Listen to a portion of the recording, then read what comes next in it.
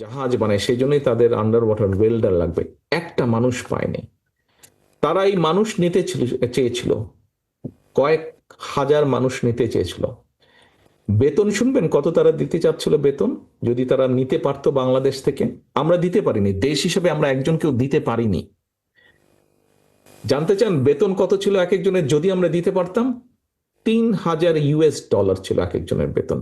$3,000। এখন আপনি বাংলায় টাকায় ডলার কনভার্সন কত আমার ধারণা নেই, এই মুহূর্তে জানা নেই আমার। কনভার্ট করে দেখতে পারেন। 100 টাকা করে ধরলেও 3 লক্ষ টাকা তো হবে, তবে খুব সম্ভবত বোধহয় 100 টাকার বেশি বোধহয় এখন ডলারের রেট। কাজেই 3 লক্ষ টাকার বেশি বেতন আমরা একজনকেও দিতে পারিনি। তারা প্রস্তাব দিয়েছে যে ঠিক আছে, তাদের সাথে আমরা কথা বলেছিলাম, তারপর ঠিক আছে তোমরা ব্যবস্থা করো, আমরাই আসবো, আমরাই ট্রেনিং করাবো, আমরাই নিয়ে যাব।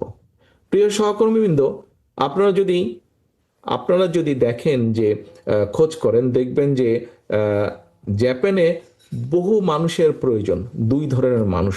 তাদের পপুলেশনেরটা কিন্তু আমাদের যেরকম ইয়াং জনসংখ্যার পরিমাণ বেশি, তাদের বয়স্ক মানুষের সংখ্যা বেশি, ইয়াং জনসংখ্যা কম। ফলে তাদের খামারগুলো, তাদের ফার্মিং ল্যান্ডগুলো খালি হয়ে যাচ্ছে, বা তাদের মিল ফ্যাক্টরিগুলো খালি হয়ে যাচ্ছে। তাদের একটি এবং আরেকটি তাদের বড় প্রয়োজন, সেটা হচ্ছে যে যেহেতু বললাম যে পপুলেশন হিসাবে তাদের বয়স্ক মানুষের সংখ্যা বেশি, সেই জন্য তাদের হেলথ কেয়ারের দরকার। অর্থাৎ বয়স্ক মানুষকে একটা সার্টেন পর্যায়ের পরে লুক আফটার করতে হয়, দেখতে হয়, টেক কেয়ার করতে হয়, টাইম মতন ওষুধ খাওয়াতে হয়, তাকে টেক করতে হয়। এরকম প্রচুর মানুষ তাদের প্রয়োজন।